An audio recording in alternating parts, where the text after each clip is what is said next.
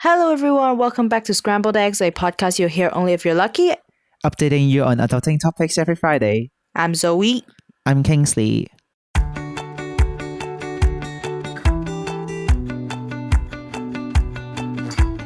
So first of all, I want to thank all the new subscribers after the Everything Everywhere All at Once video. We were really surprised, and your subscription really means a lot to us. So this week, we're doing a Century Egg series podcast.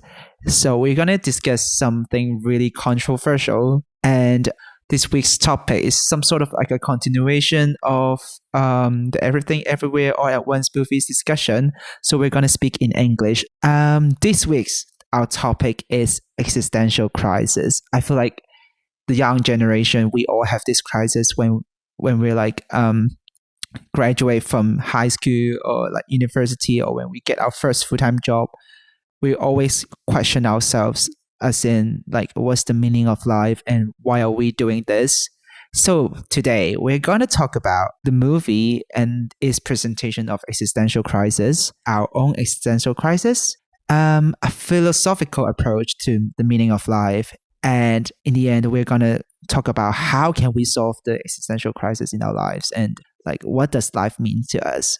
I think we can jump into our discussion about the movie's presentation of existential crisis. We're going to talk about Everything Everywhere All at Once again. So, spoiler alert, if anyone haven't watched this movie or doesn't know anything about this movie, we will advise you to watch the movie so that you can get to know the context and our discussion better. So, first of all, I want to shout out to Wisecrack. They made a video about the philosophy of Everything Everywhere All at Once. I watched that YouTube video right after I finished the movie because I was trying to make sense of everything. And that video was just brilliant. I knew a lot about the philosophical ideas and like the meaning behind each scenes. And I will attach the link in the description if you want to watch this YouTube video. So, okay. Let me ask you, Zoe, do you think the characters have any existential crisis? We can talk about Evelyn, Joy, or Jobutapaki, or Wayman. I think definitely Joy's existential crisis is pretty big because she is in that angsty teenage phase. Not teenage, I'm not sure, but like this youth anger, frustration, that comes with youth. And also because of her sexuality, she has this really tense relationship with her mother. And I think Michelle or Evelyn has that as well. But I think because she has progressed she's progressed for a while in life. Not that she has made progress, but like she's older than Joy. I feel like even though she's not going anywhere in her life, she is making her peace with it. Or maybe she's just trying to not think about it. Whereas Wayman, I think the first impression that he gives us is he's just really naive or not really knowing, like thinking about the deeper stuff. I know in the later scenes of the movie, it is revealed that Wayman chose to live that way so he could still be nice and kind and to everyone, and knows that life is meaningless or anything, but still chooses to treat everyone with kindness and wants to be a good person and not let the negative sides or the pessimistic sides of nihilism, not like life not having meaning, get to him. But yeah, I think Joy has the most serious existential crisis because we see like that's why Jobutapaki tries to find like a mother who would accept her, or she is trying to find the meaning of life that she's switching across multiple universe, and in the end she creates this bagel, which is symbolism of not wanting to live anymore, and yielding yourself to the bagel, or the whole of the bagel. I think the bagel in the movie represents that there is no truth, like nothing has meaning and everything is just so random that we cannot find the meaning of life and the meaning of the reality. So we chose not to accept it or face it and then just live a meaningless life. I think that's what Joy was looking for in the movie. Yeah. I think she's looking for recognition, as in like whether it's her mother's or the universe's, and like the purpose of everything and why she's suffering, and just made her question a lot of stuff. Do you remember there's a scene when Evelyn and Joy were two pebbles and then they were like on a cliff? Yeah, I do like that scene. And then, but in that scene, Joy chose to end her life by jumping off the cliff. So I feel like that's one of the symbols of like Joy that doesn't want to hold on to anything anymore, and she just want to let everything go. I would like to ask a very personal question. Like when you watch the movie, do you relate to any of these existential crises? Do you relate to a particular character, and why? I think I relate to Joy a bit more. Not that because I'm a lesbian or anything that has a relation to my sexual identity or orientation, but more like the relationship between Joy and her parents. More like the relationship between Joy and Evelyn. So as we discussed in the previous Everything Everywhere All at Once episode about Asian family culture, usually it's a very not vocal culture. It's very hierarchy culture in a family. So you don't get to voice out a lot of your opinions, or open communication is not really promoted. And that can lead to the relationship being strained in later years of life, which I think really happens quite a lot in my family as well. Don't know if it happens in your family, but that's why I feel like I cried, or I kind of like that movie quite a lot, is because it's quite relatable. And in the end, even though when Evelyn chose to do the right thing and introduce Becky as Joy's girlfriend to Gong Gong, which is grandfather, Joy just felt like it was too overwhelming, and she just wanted to get away from Evelyn, as opposed to usual movies that scene would be the reconciling moment for both of them. And that's why I like that movie so much, is because it's so realistic. Sometimes when even a parent chose to do the right thing, but maybe the timing is no longer right, or it's too late, and it's just there's too much suffering, or the relationship is too strained and and it's broken beyond repair, which is what happened in the movie. But we can also see Evelyn's love and her actively choosing to be with Joy, even though life is meaningless or nothing has meaning, and she still actively chose in the end to be with Joy in that moment. And then that's what made it meaningful. I think we can jump into our next discussion. So first of all, I want to ask Zoe, how is your life? Do you have anything that you feel happy about or like wanting to achieve in life lately?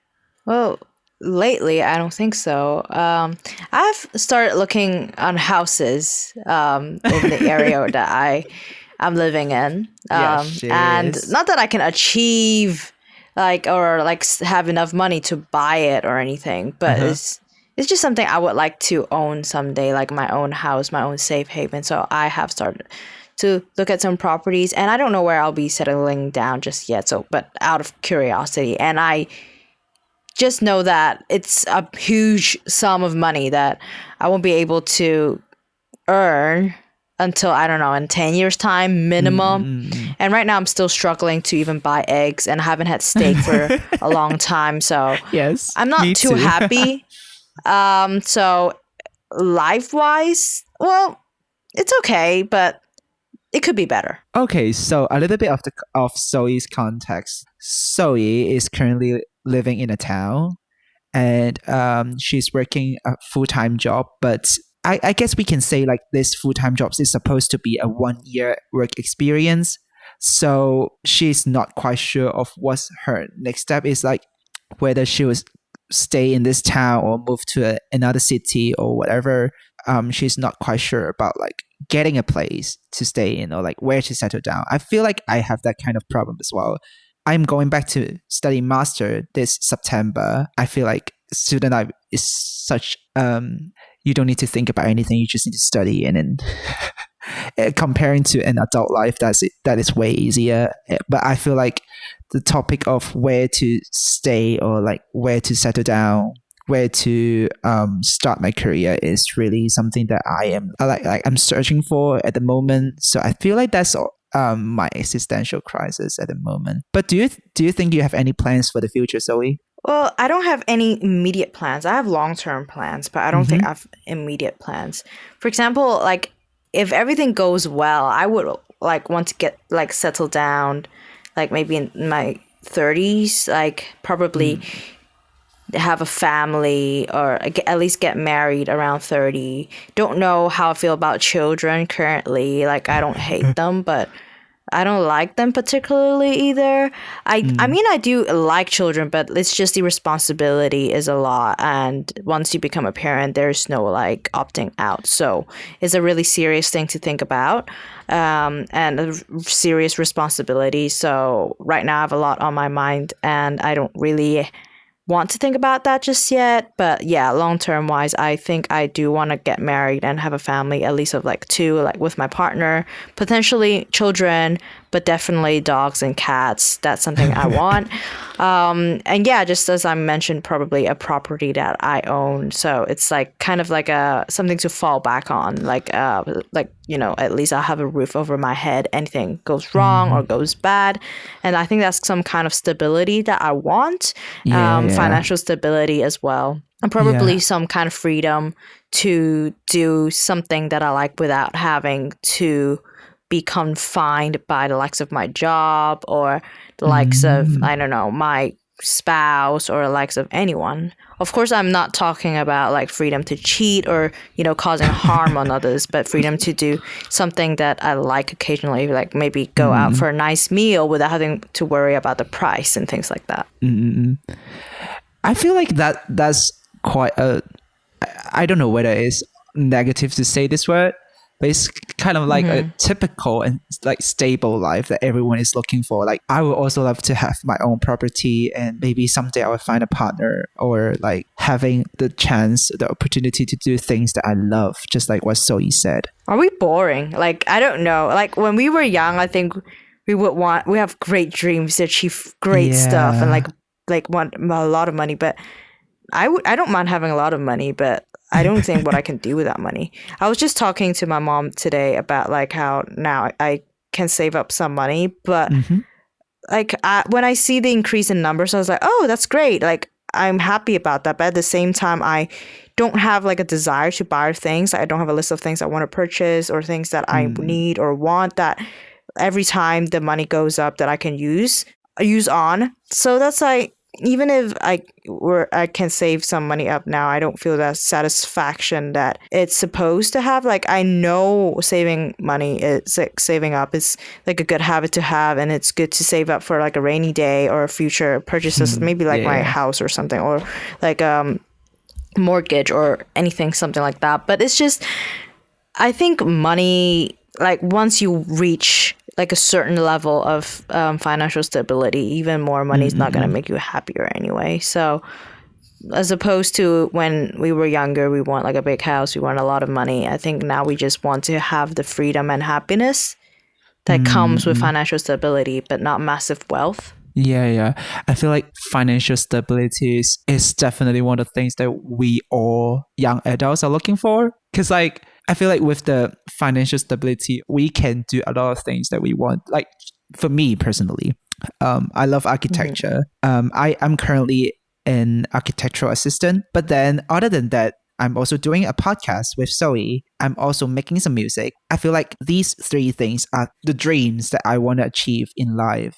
Like I want to be at least satisfied with what I've achieved in these 3 areas. But like when we need to think about our own needs in life and the financial needs and anything like that, I feel like that's something that I need to consider, like whether I should go all in with a very stable career like being an architectural assistant, or I should just go wild and go all in with music and podcasts and anything like that. I feel like that's my existential crisis, as in I don't know how my career path will look like, but the uncertainty is definitely something that makes the whole journey very exciting, I would say. So, do you think that you know the meaning of life at this point, like with all the things that you said, like your goals, your I don't dreams? think many people know.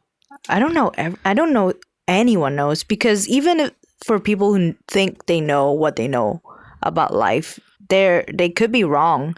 True. And whether there is like a right answer for life, or maybe it could be no answer at all, you know, or it could be any answer is right, or it could be any answer is wrong. It's more subjective, I think. Yeah. No definite answer. And I kind of feel like this is like a nice time to introduce the philosophical terms of existentialism and nihilism, which is kind of complicated. Like, I think for us, even if we read the definition or even if we discuss these concepts, it's still really shallow because we don't know a lot about philosophy. So it's basically just our personal opinions. But what existentialism is basically a philosophical theory or approach which emphasizes the existence of an individual as a free and responsible agent determining their own development through acts of the will. So they believe that the reality is something knowable through human consciousness, and we can make sense of everything from our own point of view and consciousness. It means that we living, or us existing, it actually has meaning in this universe. So it's a very optimistic way of looking at life, because it's that kind of, everything happens for a reason. Everything has a meaning. So it's a really fulfilling way to look at your life. Whereas the opposite philosophical concept of existentialism is nihilism. So nihilism is basically life has no meaning. And like, if you look at us as like a speck in the vast universe, like what impact do we have? Or like within the mass like timeline of the universe, we don't even exist for like maybe the equivalent of a second. So the wordy definition of nihilism is the rejection of all religious and moral principles in the belief that life is meaningless. So all our emotions are delusional and meaningless.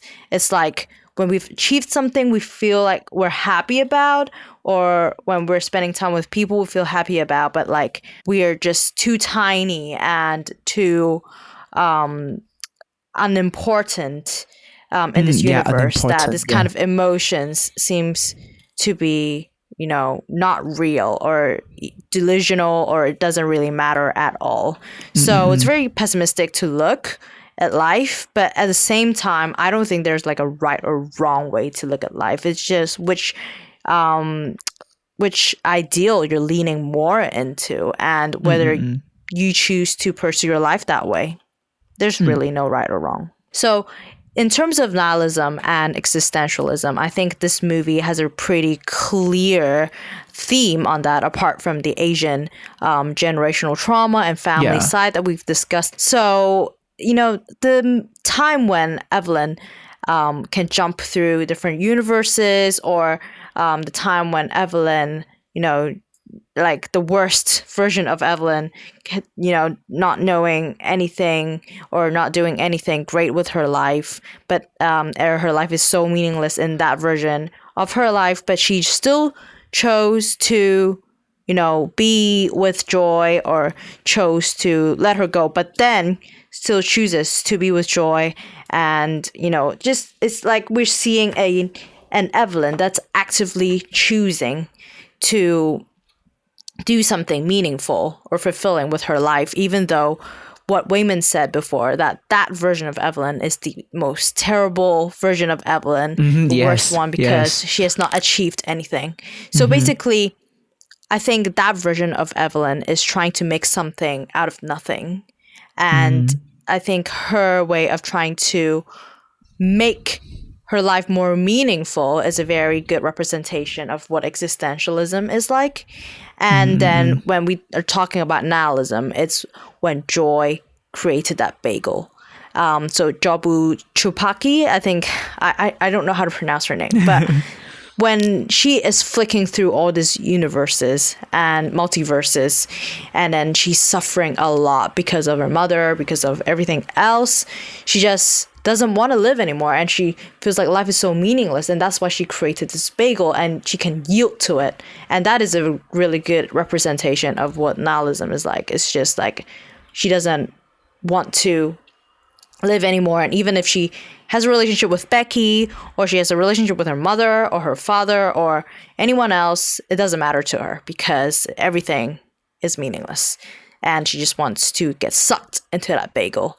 And that's what nihilism is like for the movie. And yeah, I think that's my take on it. So you go now. Well, so you just gave us a really, really in-depth definition and explanation about existentialism and nihilism. So, okay, talking about those theoretical stuffs. So which ideal are you leaning more towards? I'm going to talk about my personal point of view. So, okay. I would say myself is more of a existentialist. So like I do believe that life has a meaning, and I really want to find love and happiness in life, just like Wayman did. I think there's something really attractive about Wayman is that he lives a hard life, but he chose love, and he's not trying to find the meaning of life or like trying to convince himself what is going on in life, but instead he is trying to show love to people and be kind to people. You know, there are too many things going on. You cannot control or make sense of everything in life. But instead, you can choose to love the people around you or change things around you or be kind to people around you so that they also treat you well. I think that's something I really look up to. But I wouldn't say there wasn't a moment that I felt like I may just go for nihilism, because like I think everyone is afraid of failure, and I'm also very against a very mundane life, just like what Evelyn is going through in the beginning of the movie, or like even after everything, she's still going through all these taxes and trying to fix the family problems, trying to fix the relationship with her daughter. I think in the movie it doesn't give like a solid answer to the relationship with Evelyn's relationship with her husband and her daughter, because everything is still going on. But I do see like maybe Evelyn is trying to accept existentialism, try to love the people around her. I think that's my take. I still believe in existentialism. I think for me, I think my take is less like what I believe in or what is right. Mm-hmm. I think what I think is that I think nihilism is the ultimate truth. Okay, not truth, but I think nihilism is real, because if you look in this vast universe, like we are so tiny, we're like one speck in this planet, and then this planet is one speck in the solar system, and then the solar system is one speck in this galaxy, in multiple galaxies, and you know, just multiple I don't know, like multiple spaces, or like we say it's space because we regard as one. Maybe there's multiple, you know, space, plural form. So if you look at it that way, what we do doesn't really matter. It doesn't impact anyone.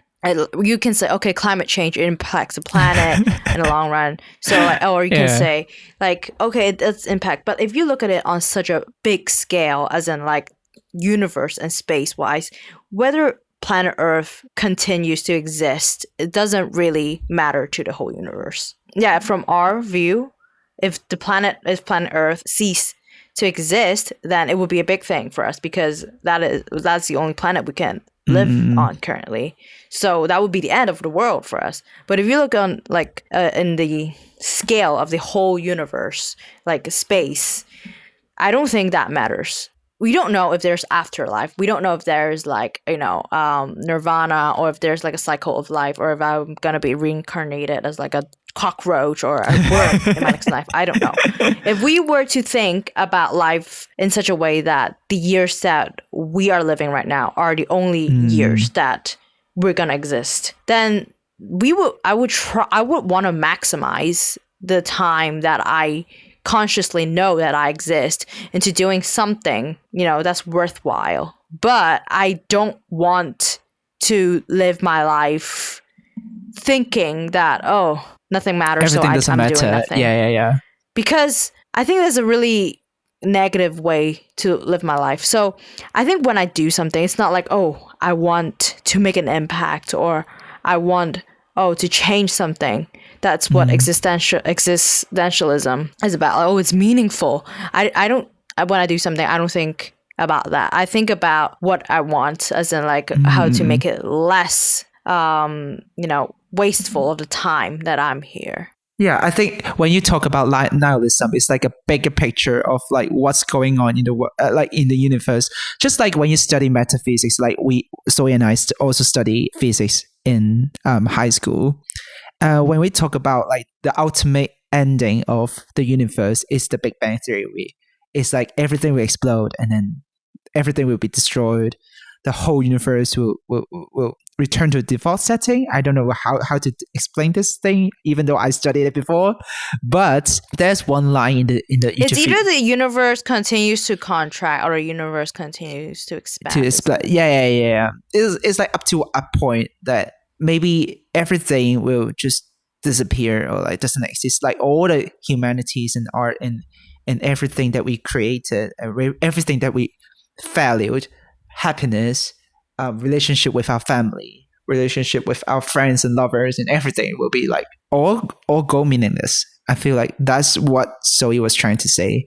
But yeah, I do feel like if we see that as the ultimate ending of the universe or our lives, that would be quite a pessimistic view, because we cannot find the driving force to live.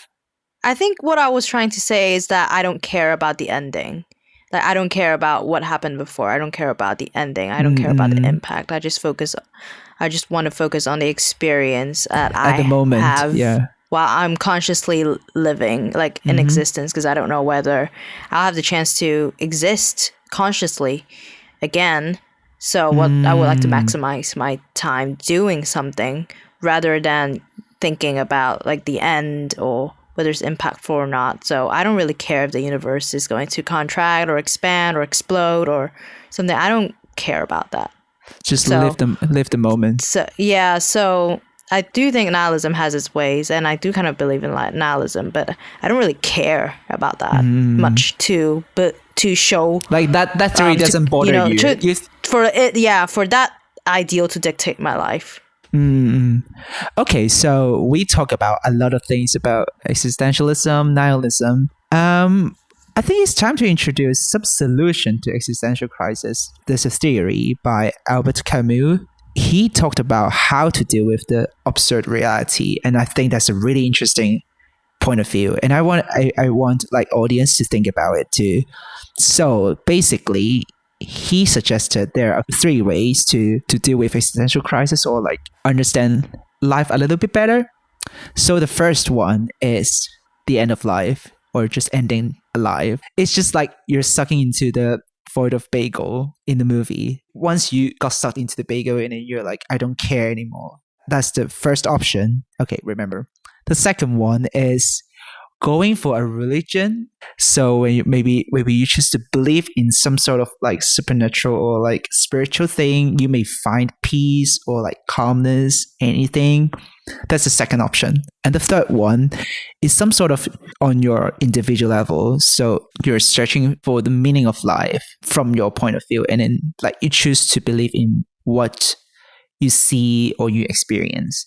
What will you choose out of these 3 options? Personally, I don't have a religion, so I think that's out of the question.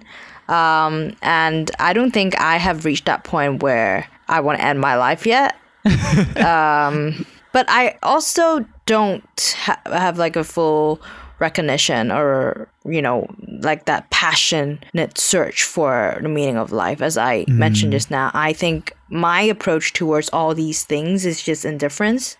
I'm just choosing to think about other things rather than that. So I don't think any of these apply to me.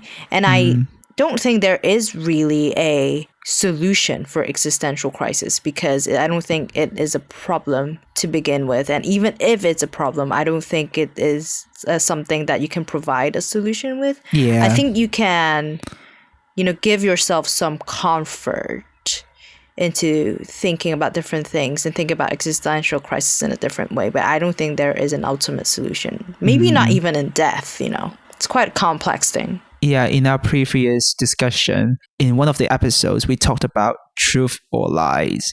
So we sort of discussed like whether we want to know the truth of life, like how the world works, what's behind everything.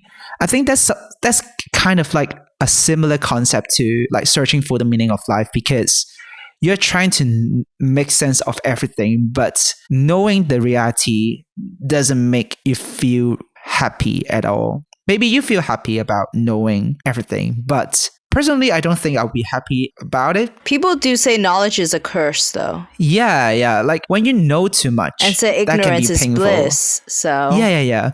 It's very difficult to achieve a state that you know everything, but you choose not to care about anything. I do really like what Zoe just said. Focus on our personal matters, like focus on what you like to do, what you want to achieve. Like, boy, I am worrying about inflation. I don't have time to think about life in a wider picture. Sometimes, like, I did think about this before, like me not seeking what the meaning of life is. I don't know if this is naivety or if it's wise of me to do that, because you can say that like you're not thinking about the deeper questions in life or like what the true meaning of life is, but then at the same time, even if we do find the answer or if we attempt to find the answer, is that a worthwhile use of my time? Maybe that is fulfilling for you, because like for like a really searching for answers to a really hard question or a question that has no answers could be fulfilling for your time.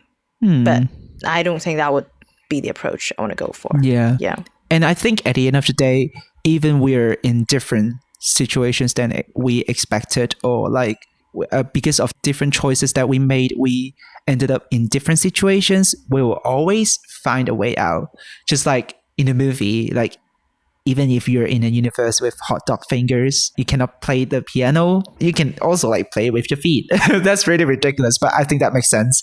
Because even when you're living a really hot life, there's always something that can make it make sense, or like you can figure it out in other different ways. I feel like there are too many possibilities and chances in our lives that we may not know all of them, but at least we can try to figure out with different ways.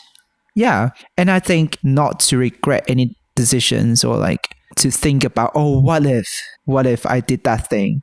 What if I chose that way? Yeah, that'll kill you. That would kill you. I think that's how you put yourself in existential crisis, because there are too many what ifs and uncertainties in life that will make you feel miserable.